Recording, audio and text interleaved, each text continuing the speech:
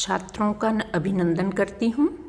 आज हम पढ़ेंगे वसंत कक्षा 7 की कविता रहीम के दोहे, जिसके रचनाकार हैं रहीम दास जी।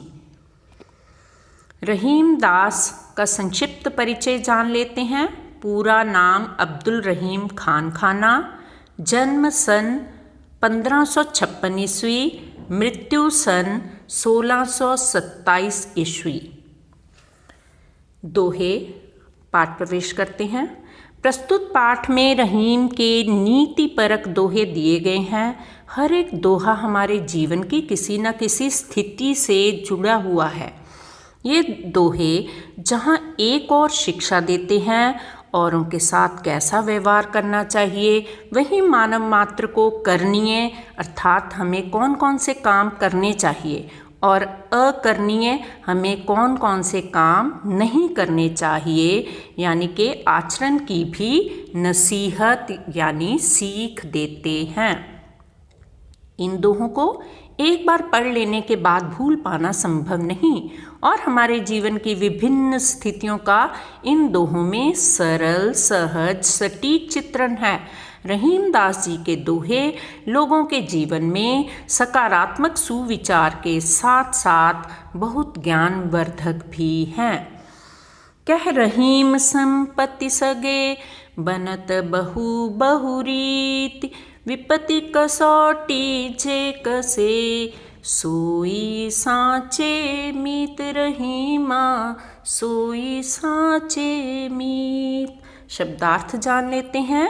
संपत्ति धन दौलत, बनत बनते हैं, बहुरीत बहुत प्रकार से, तरह तरह से, विपत्ति मुसीबत, कसौटी जिस पत्थर पर सुनार परखता है कि सोना खरा है कि नहीं, तई वही, साँचे सच्चे, मीत मित्र। पहले दोहे को ध्यान से देखते हैं।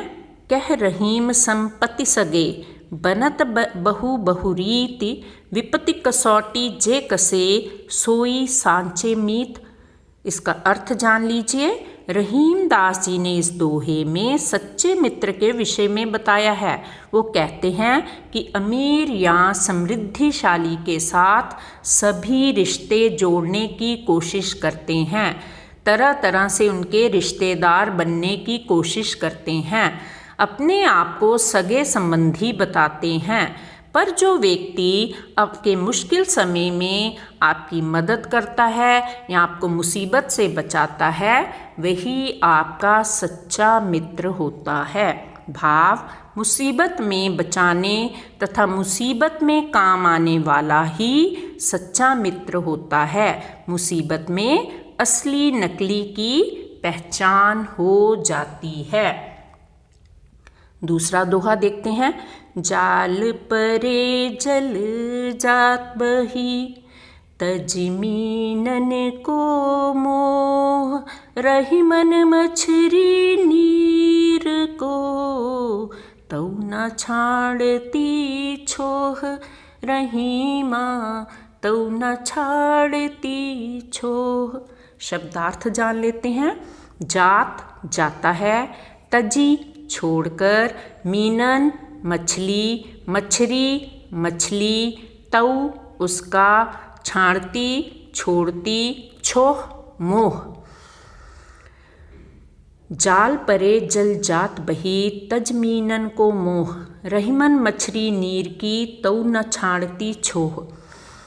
भाव देखिए। इस दोहे में रहीम दास जी ने मछली के जल के प्रति घनिष्ठ और सच्चे प्रेम के बारे में बताया है। उनके अनुसार जब नदी में मछली पकड़ने के लिए जाल डालकर बाहर निकाला जाता है तो जल तो उसी समय बाहर निकल जाता है। उसे मछली से कोई प्रेम नहीं, मगर मछली पानी के प्रेम को भूल नहीं पाती है और उसी के वियोग में प्राण त्याग देती है, तड़प तड़प कर मर जाती है। भाव मछली जल के साथ सच्चा प्रेम करती है। हमें सबके साथ सच्चा प्रेम करना चाहिए। तरुवर फल नहीं खात है, सरवर पियहि न पान। कही रहीम पर काज हित, संपत्ति संचहि सुजान। रहीमा संपत्ति संचहि सुजान। इसके शब्दार्थ देख लेते हैं।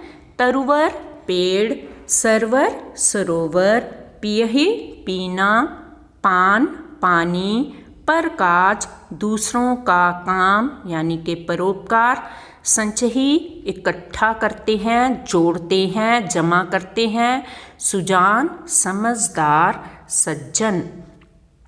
तरुवर फल नहीं खात है, सरवर पियहि न पान।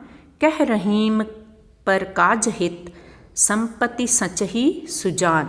अर्थ, रहीमदास जी ने इन पंक्तियों में कहा है, जिस प्रकार पेड़ अपने ऊपर लगे हुए फल को कभी स्वयं नहीं खाते, तालाब कभी अपने अंदर जमा किए हुए पानी को स्वयं नहीं पीते हैं, उसी प्रकार सज्जन व्यक्ति, परोपकारी व्यक्ति भी अपने इकट्ठा किए हुए धन से दूसरों का भला करते हैं, परोपकार के काम करते हैं। भाव, परोपकार सबसे उत्तम कर्म है, हमें परोपकारी बनना चाहिए। थोथे बादर क्वार के, ज्यों रहीम गहरात। धनी पुरुष निर्धन भये, करें पाछिली बात। रहीमा करें पाछिली बात। शब्दार्थ जान लेते हैं। थोथे खाली एम्प्टी, बादर बादल, घरात गहराते हैं, पाछिली पिछली। थोथे बादर क्वार के, ज्यों रहीम गहरात। धनी पुरुष निर्धन भये, करें पाछिली बात। अर्थ देख लेते हैं। रहीम जी कहते हैं, जिस प्रकार कवार महीने के आकाश में घने बादल दिखते हैं, लेकिन बिना बारिश किए वो बस खाली गड़गड़ाहट की आवाज़ करते हैं, बरसते नहीं। उसी प्रकार जब कोई अमीर व्यक्ति कंगाल हो जाता है या गरीब हो जाता है, तो उसके मुख से बस घमंड भरी बड़ी बड़ी बातें ही सुनाई देती हैं, जिनका कोई मूल्य नहीं होता। भाव, पिछली बातें दोहराने का कोई फायदा नहीं। थोथा चना बाजे घना। धरती की सी रीत है, शीत घाम ओ में। जैसी परिसों सह रहे, त्यों रहीम यह देह। रहीमा त्यों रहीम यह देह। शब्दार्थ देख लेते हैं। रीत तरीका, शीत शीत ऋतु सर्दी, घाम गर्मी, मेह वर्षा, सह सहना, त्यों उसी तरह। धरती की सी रीत है, शीत घाम और मेह। जैसी परे सुसह रहे, त्यों रहीम यह देह। अर्थ, इस दोहे में रहीमदास जी धरती के साथ साथ मनुष्य के शरीर की सहन शक्ति का वर्णन किया है। वो कहते हैं, इस शरीर में सहने की शक्ति धरती के समान है। जिस प्रकार धरती सर्दी गर्मी वर्षा की विपरीत परिस्थितियों को झेल लेती है, उसी प्रकार मनुष्य का शरीर भी जीवन में आने वाले सुख दुख को सहने की शक्ति रखता है। भाव, परिवर्तन धरती का नियम है। समय का पहिया लगातार चलता रहता है, समय बदलता रहता है। एक ऋतु आती है, वह चली जाती है, फिर दूसरी ऋतु का आगमन होता है। आइए प्रश्न देखते हैं। रहीम ने क्वार मास में गरजने वाले बादलों की तुलना ऐसे निर्धन व्यक्तियों से क्यों की है जो पहले कभी धनी थे और बीती बातों को बताकर दूसरों को प्रभावित करना चाहते हैं। दोहे के आधार पर आप सावन के बरसने और गरजने वाले बादलों के विषय में क्या कहना चाहेंगे? उत्तर, रहीम जी ने क्वार महीने में आसमान में गरजने वाले बादलों को निर्धन हो चुके धनी व्यक्ति इसलिए कहा है क्योंकि अब उनके पास धन नहीं है, केवल धन की बातें हैं।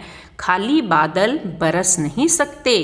इसी तरह कंगाल होने के बाद अमीर व्यक्ति का धन भी लौटकर नहीं आता। वो अपने सुख के दिनों की बातें करते रहते हैं जो वर्तमान में किसी काम की नहीं होती। दोहे के आधार पर हम गरजने वाले बादलों को गरीब, खाली और बरसने वाले बादलों को अमीर कह सकते हैं। सावन के बादल जल से भरे होते हैं। वे गरजते भी हैं, बरसते भी हैं, धरती की प्यास भी बुझाते हैं, धरती को हरी भरी भी बनाते हैं। बात बात में बन जाए बात बहुविकल्पीय प्रश्नों के साथ। सच्चे मित्र कौन से होते हैं? उत्तर, जो विपत्ति में काम आए वही सच्चे मित्र होते हैं। मछली किससे मोह करती है? मछली जल से मोह करती है। जल किससे मोह छोड़ देता है? जल मछली से मोह छोड़ देता है, यानी कि फटाफट जाल से बह जाता है। कौन अपने फल स्वयं नहीं खाते? वृक्ष या पेड़ अपने फल स्वयं नहीं खाते। कौन अपना जल स्वयं या खुद नहीं पीते? सरोवर अपना जल स्वयं या खुद नहीं पीते। सज्जन व्यक्ति किसके लिए धन संचित करते हैं? सज्जन व्यक्ति परोपकार के लिए धन संचित करते हैं। किस महीने के बादल जल रहित यानी कि थोथे, खाली, एम्प्टी होते हैं? उत्तर, क्वार महीने के बादल खाली, जल रहित, थोथे होते हैं। किस महीने के बादल गरजते भी हैं, बरसते भी हैं? उत्तर, सावन महीने के बादल गरजते भी हैं, बरसते भी हैं। कंगाल यानी कि निर्धन लोगों की तुलना किससे की गई है? कंगाल लोगों की तुलना क्वार के बादलों से की गई है। कंगाल के पास धन नहीं होता, क्वार के बादलों में पानी नहीं होता, जल नहीं होता। धरती को क्या सहना पड़ता है? शीत, ग्रीष्म, वर्षा सभी सही हैं। धरती को सब कुछ सहना पड़ता है। कविता से हमने क्या जाना क्या पाया। रहीम जी के दोहे बड़े शिक्षाप्रद तथा सारगर्भित हैं। रहीम जी ने 2 पंक्तियों के दोहे के माध्यम से जीवन की बेहतरीन शिक्षा दे दी है। तो ये दोहे सागर के समान हैं। धन्यवाद। Like, share and subscribe.